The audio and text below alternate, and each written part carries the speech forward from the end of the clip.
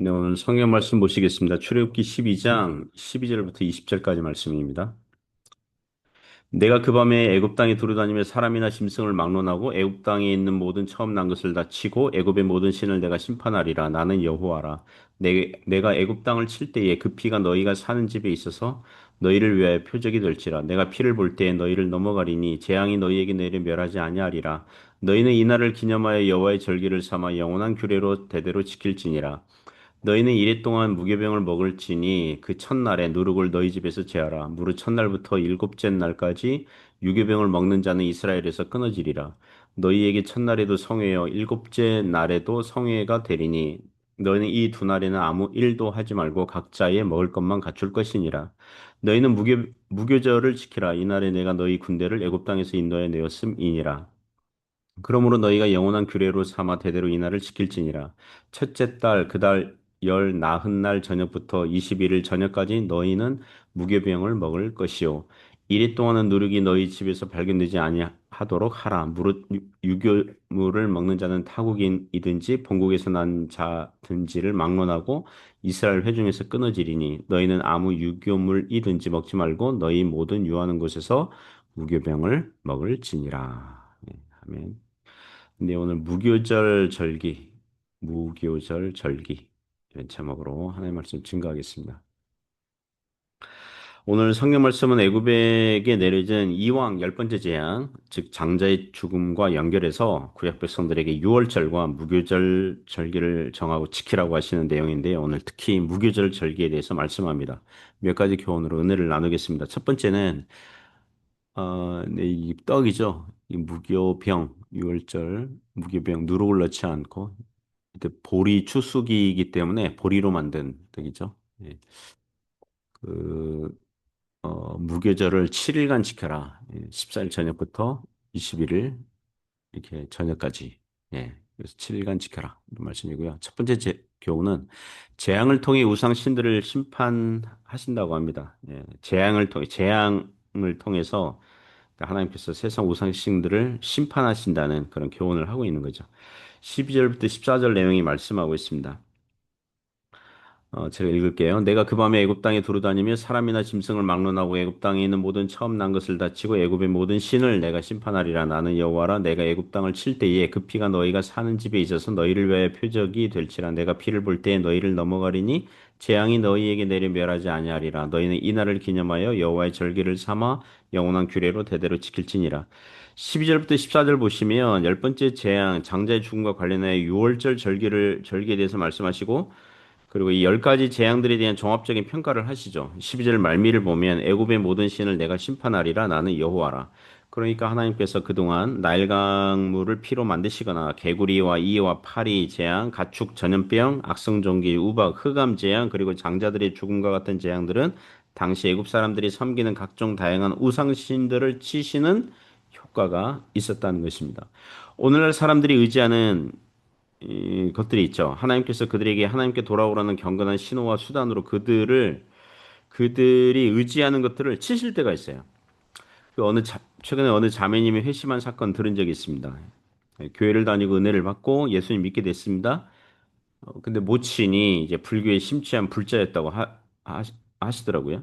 절간도 두 군데 정해서 다녔고 그 보살님을 정해서 수시로 상담도 하는 그런 모친이었다고 합니다.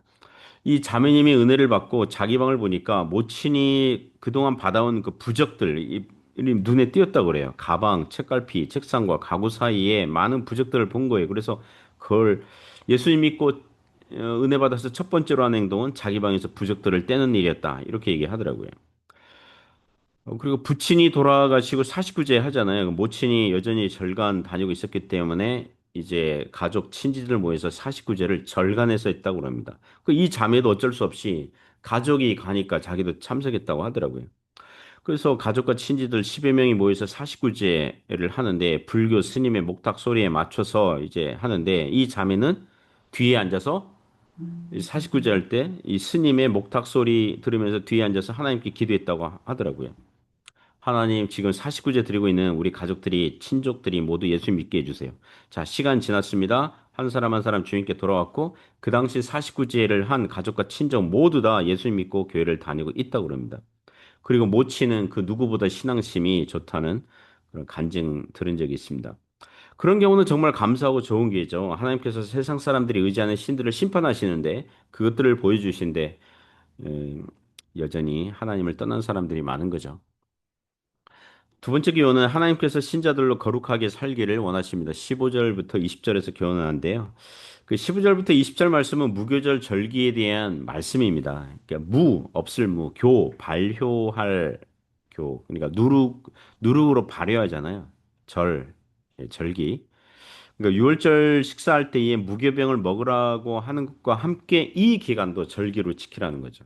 이게 유월절 식사 하루만으로 안 되고 일주일 시간을 아예 주어서 이 날을 절기로 이렇게 만드신 건데 그게 무교절인 거죠. 유월절과 붙어 있어서 나중에는 유월절 그러면 이제 무교절과 같이 포함해서 생각하고 지켰다고 보면 됩니다.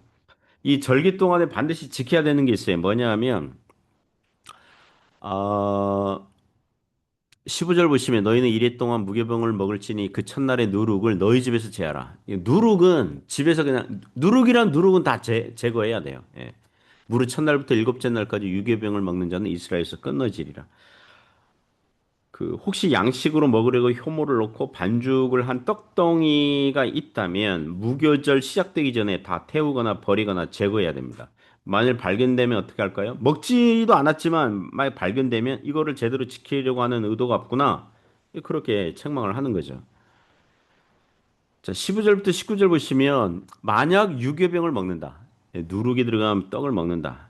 부풀린 떡을 먹는다. 그러면 어떻게 될까요? 15절과 19절 보시면 끊어지리라. 이스라엘에서 끊어지리라. 끊어진다.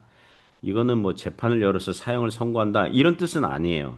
그와 같이 공식적인 재판에서 사형 선고는 하지 않지만 도덕적인 차원에서 끊어진다. 즉 구약 이스라엘 언약 백성의 자격과 권리를 상실한다는 것입니다. 다 상실한다. 예를 들면 무교절 기간에 유괴병을 먹거나 누룩을 방치해서 또 다른 사람들로 하여금 그런 유괴병을 먹도록 넘어지게 만들었다 그러면 고의적으로 이 절기법을 어긴다면 이제 언약 백성으로서의 자격과 권리가 상실되는데 그 첫 번째는 유산 상속 명단에서 제거됩니다. 유산 받을 수 없어요. 상속받을 수 없어요. 부모의 재산을 상속받을 수 없어요. 그리고 성전에서 제사를 드릴 수 없어요.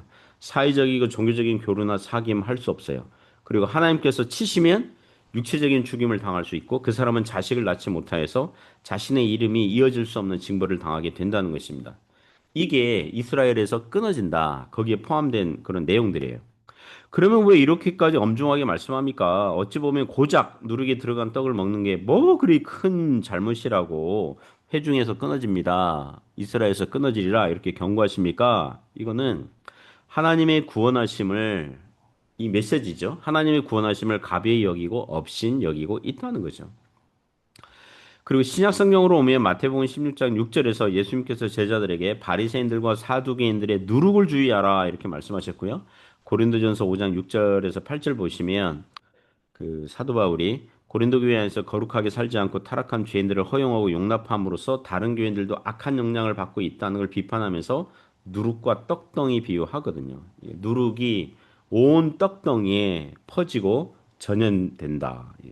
그렇게 하니까 누룩을 내버리고 순전함과 진실함의 떡 무교병을 먹어야 된다. 이런 비유적으로 말씀하는 그런 구절이 있습니다. 즉 누룩은 무엇을 상징하냐면 죄악을 상징하는 거라는 거죠.